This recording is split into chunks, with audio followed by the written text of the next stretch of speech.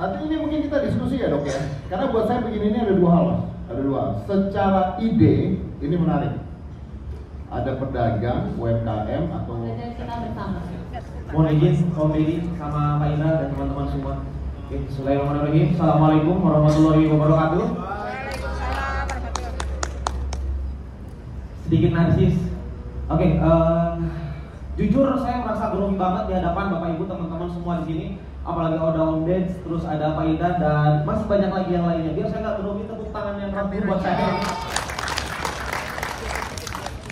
Oke.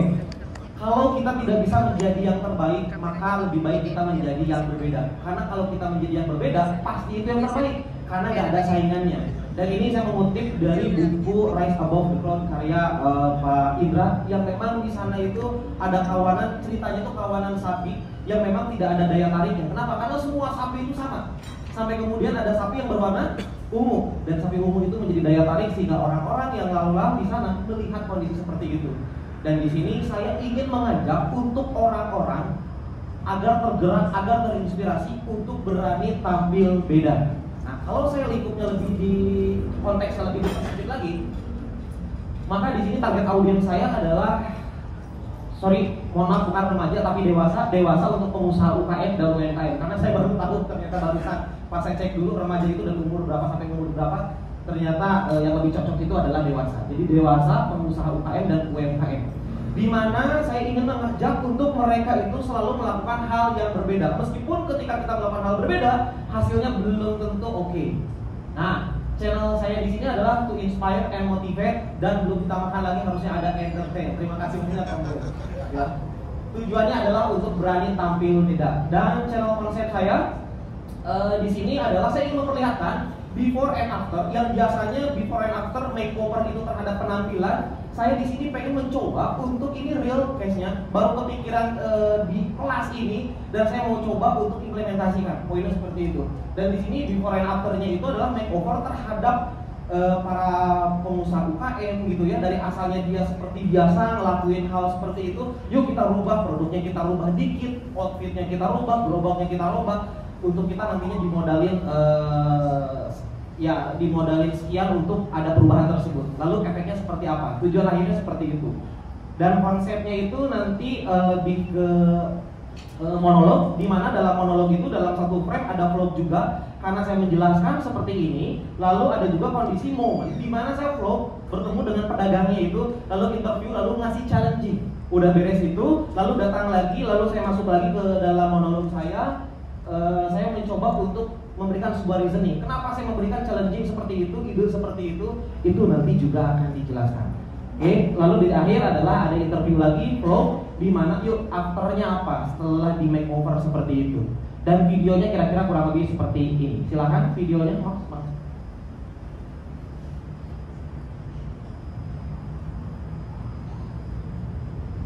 Apa yang terjadi kalau salah satu personal manager jualan cilok? Jadi saya coba untuk melakukan sebuah eksperimen, datang ke pedagang cilok yang ada di Bandung, tepatnya di Ciwidey. Yang segmennya pasarnya itu untuk anak-anak SD. Coba interview bagaimana produknya, terus apa yang variannya apa aja, omsetnya berapa, profitnya berapa, lalu tampilan mereka seperti apa, seperti ini. Oke, sekarang gua lagi ada di Ciwidey, tepatnya gua di depan SD Babakan 3. Banyak sekali teman-teman yang jualan, ada yang jualan ayam, lalu jualan cilok. Gua mau coba untuk interview, kan?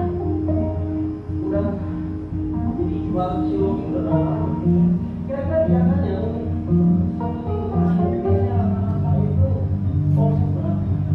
oke, mari jual cilok bulat ya, bulat sekarang masih challenge. Gimana caranya supaya lu mau jual aja lebih laris lagi, lebih oke lah. Pasti nggak tahu kan kalau dari modalin, gua akan modalin untuk produksi biasanya cilok sekali berapa? Oke, gua kasih modal 200.000, tolong buatkan cilok yang bisa berbingung apa aja. Dari mana seandainya kalau gua kasih challenge, bukan cilok persiapan selama 3 hari dalam produksi dan jualan sama seperti hari berapa dengan tampil berbeda. The question is, kenapa saya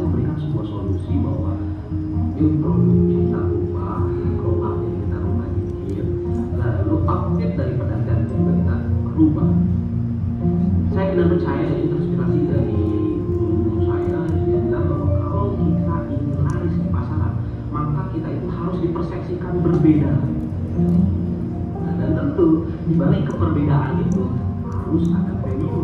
Cilok yang pada umumnya itu bulat, sekarang kita rubah menjadi bentuk-bentuk Avenger. Kenapa harus bentuk-bentuk Avenger? Karena segmen pasarnya itu adalah anak-anak SD. Pengen tahu kayak gimana hasilnya? Ya, lihat hasil aja kayak gitu. Halo guys, welcome back to Day. Sekarang gua pengen tahu di sini sehat dan lu pengen apa yang terjadi kalau Mamang Cilok berubah tampil dengan. Yuk kita lihat. Apa yang terjadi kalau seandainya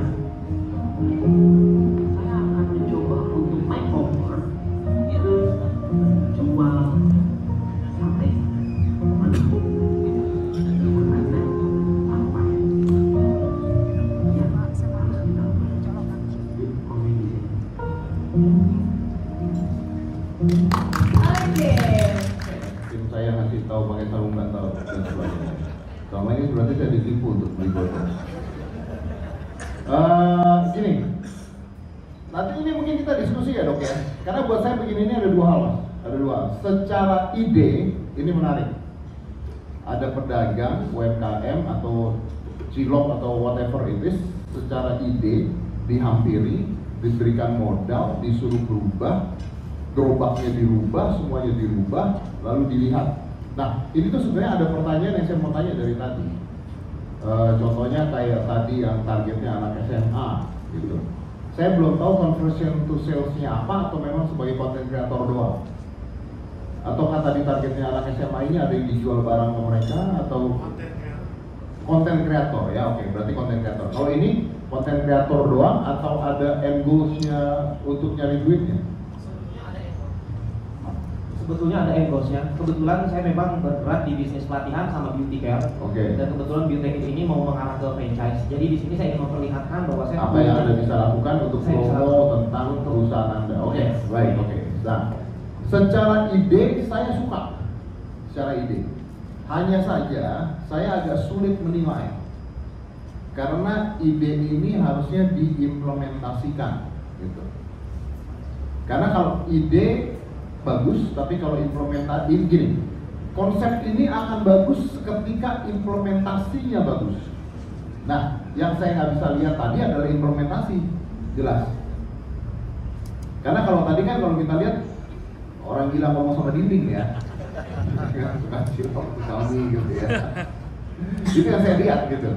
Tapi saya paham maksud Anda, saya paham maksud Anda itu nanti di JWD ngomong sama ini dan sebagainya. Sama saya tadi melihat either orang gila ngomong sama dinding atau orang pelit.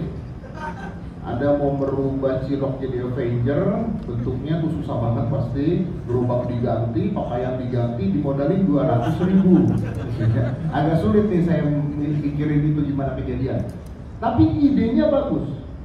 Dan kalau ide ini bisa dibuat serius, tiap minggu ada konten, karena banyak nih pasar loak, ada ya kan tukang somai bisa. Kita ingat deh, ada tukang somai pink zaman itu ya, ada tukang somai pink, ada tukang martabak pocong pada saat itu.